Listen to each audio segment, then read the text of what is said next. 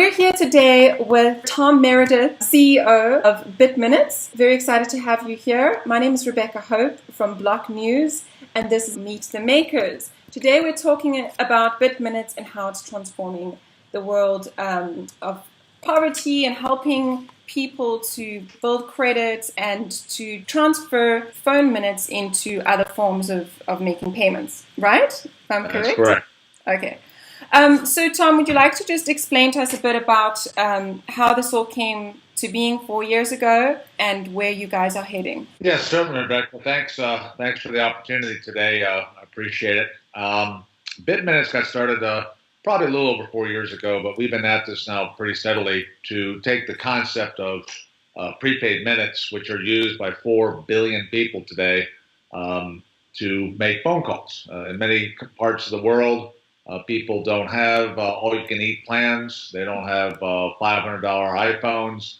They've got $25, $30 Android phones or $10 feature phones, and they prepay their cell phone time. Mm-hmm. So what's happened here is that prepaid time has, in essence, become virtual currency within the ecosystems of the various carriers. So we're just trying to create a global standard around the whole concept of using prepaid phone time as a virtual currency. Mm-hmm. Okay, and I see that you guys have already scaled up. I mean, you've got huge numbers behind you. So 4 seems to be, as you said, your magic number. You've got access to 4 billion people already, $40 trillion, and you've been going for 4 years, which is great. Tell us a little bit about that. Yeah, and tell us about those markets that you're targeting.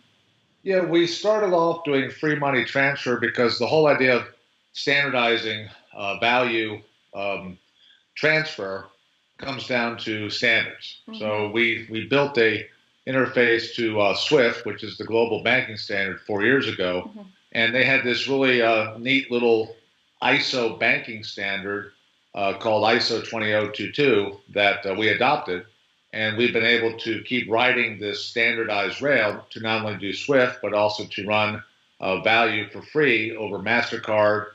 Then we did Ripple as our first blockchain implementation, and now we've done Ethereum using a smart contract. So again, the concept is taking prepaid phone time, mm-hmm. Something to back the transfer of the value that can be converted into cash in any one of 70 countries, and we can transfer and turn into cash in like 2 billion bank accounts. So 4 billion people can use Bitminutes today, mm-hmm. to top up what they call topping up your prepaid phone while you're just adding value or topping up the value of your prepaid account, mm-hmm.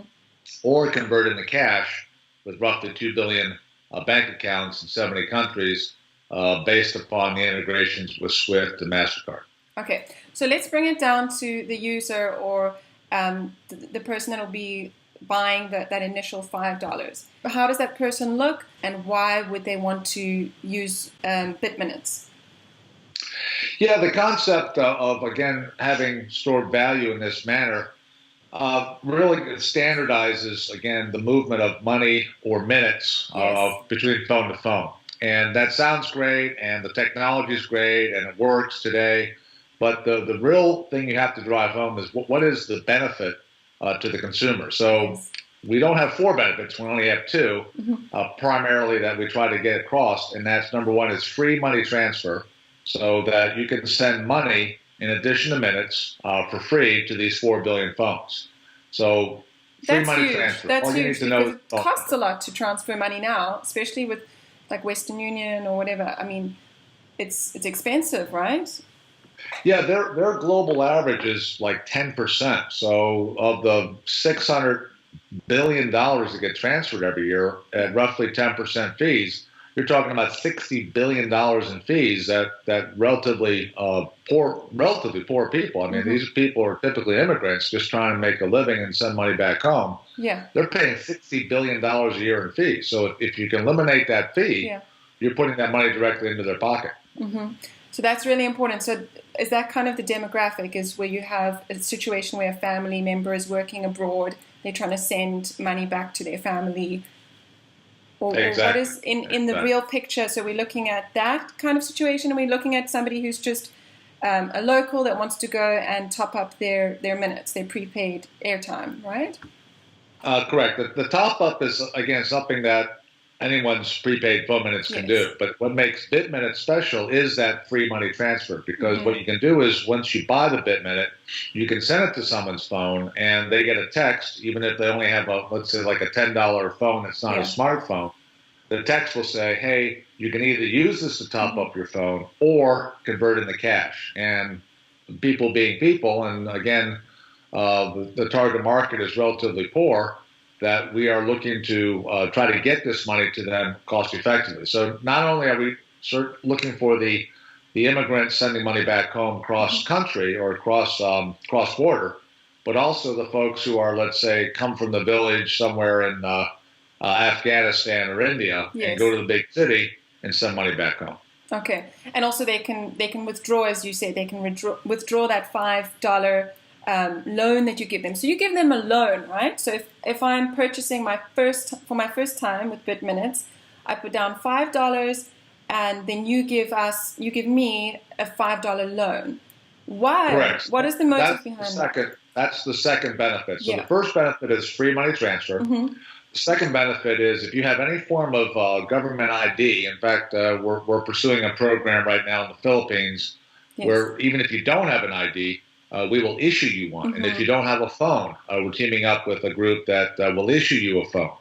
And we will create a mobile wallet /ID for you and lend you $5. So as long as you're documented in one way, shape, or form electronically and have a phone that we can connect your identification to, that we will lend you $5. And why is that so important in these poorer markets? Aside from the fact that obviously money is scarce there, but why is it important to have that culture of building credit? Well, the alternative is the gray market in these areas, in these countries that we're targeting.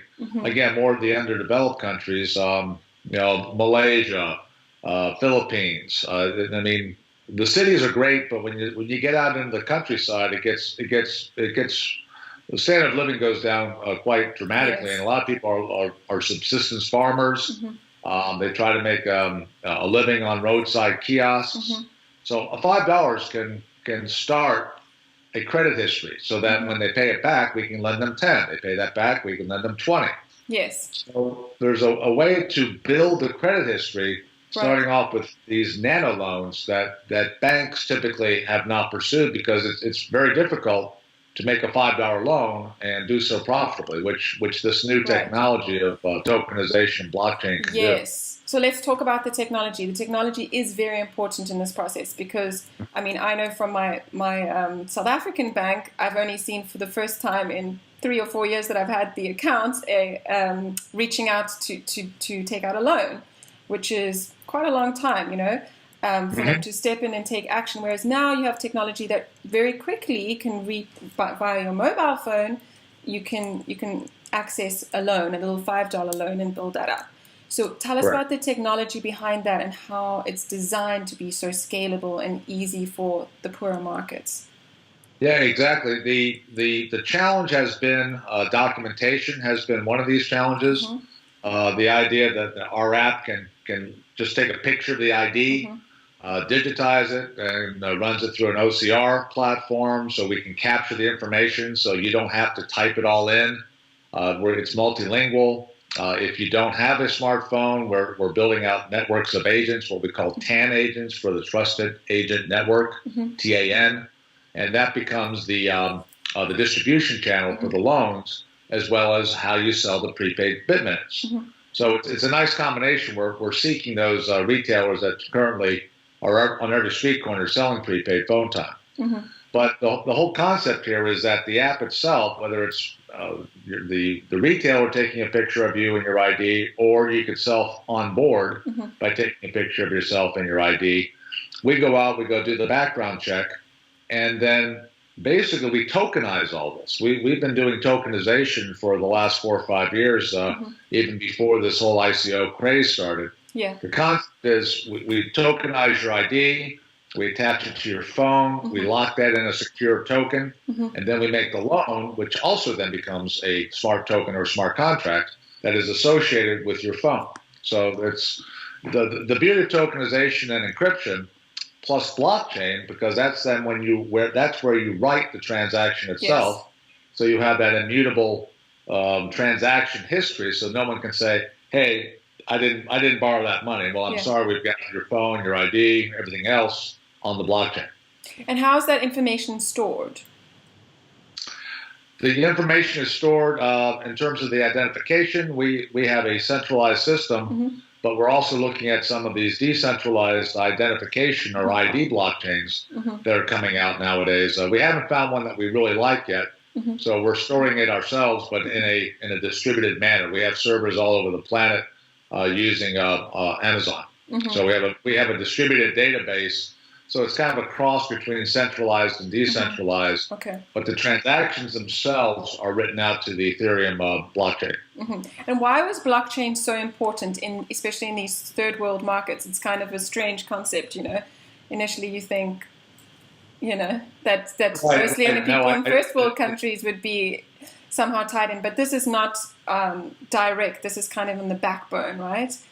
Exactly. We're not putting up signs at retail locations that says come in here and get your tokenized ID and blockchain transactions. No, we put a sign up that says free money transfer and guaranteed $5 loan. You got to boil down the message and targeting your client base. Right. But the background is the tokenization, the security.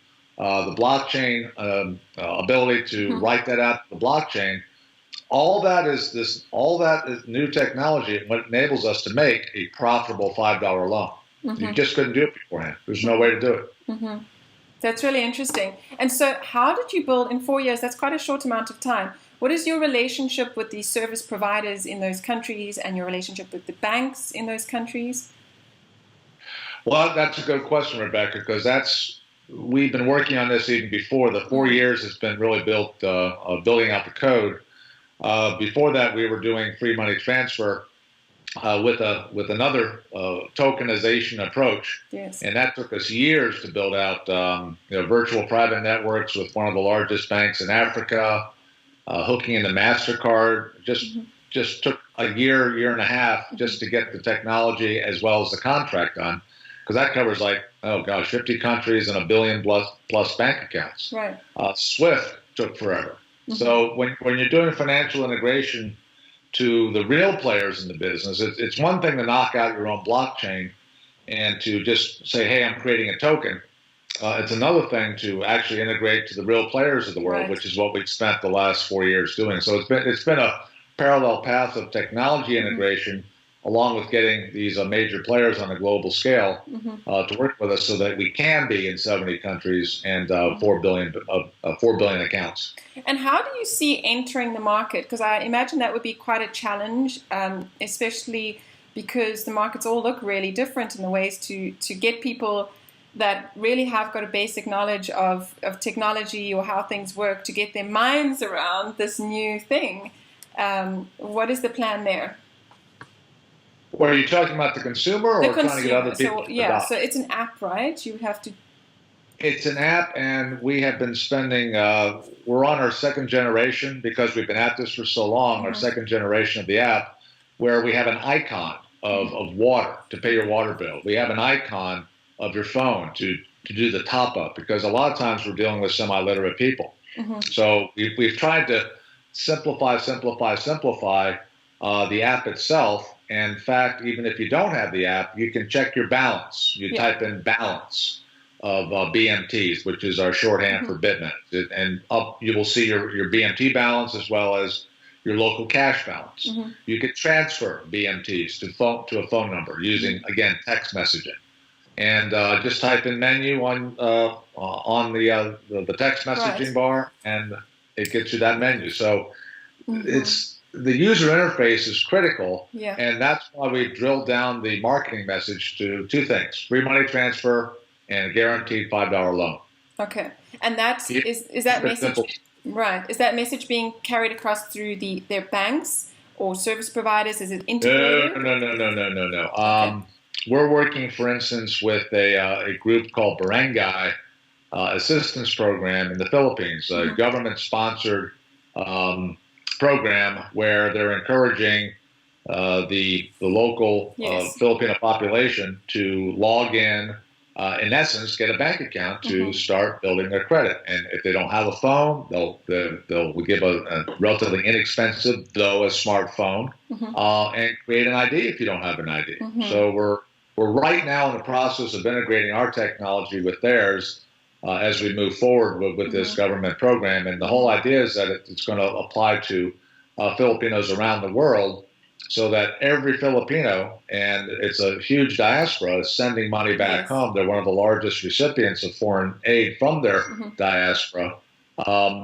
We will issue these free accounts, enable free money transfer, and help them to acquire loans through this guaranteed $5 loan program. And that's another thing about smartphones, is that it can be, I know in South Africa, I have many friends that don't even have Facebook or Google Maps or anything, and they don't even know how it works. It's quite complicated, and you have to sit there for 3 hours explaining how this works.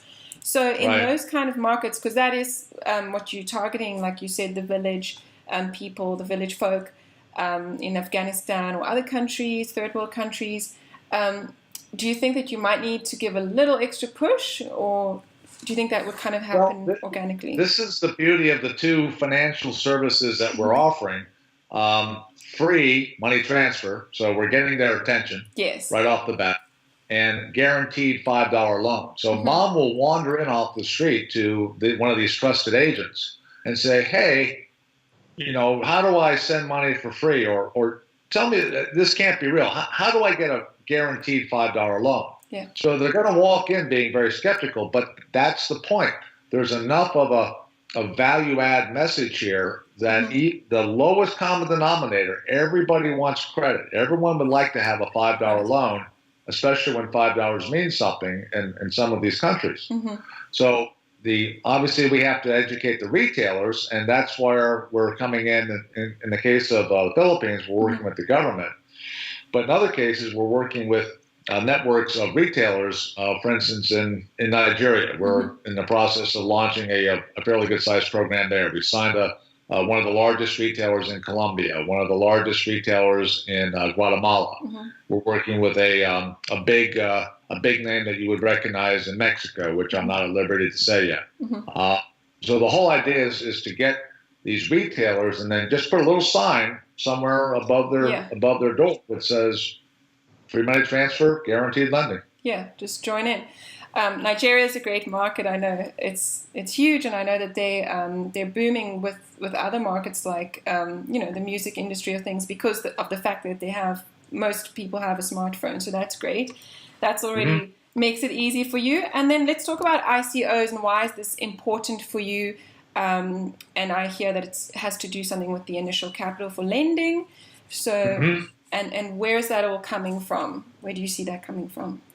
Yeah, the whole idea of our ICO is primarily, since the technology is built and has been available for some time, that the ICO really is meant to provide the capital to help and to market those two financial services that we're providing, but also to provide some of the initial lending capital. And right now we're working on developing a lending token, so that will raise even more money on Wall Street as a security, because now that ICOs are the security, the tokens that are being deemed securities are being accepted by Wall Street. I understand Coinbase just got permission to trade in security tokens.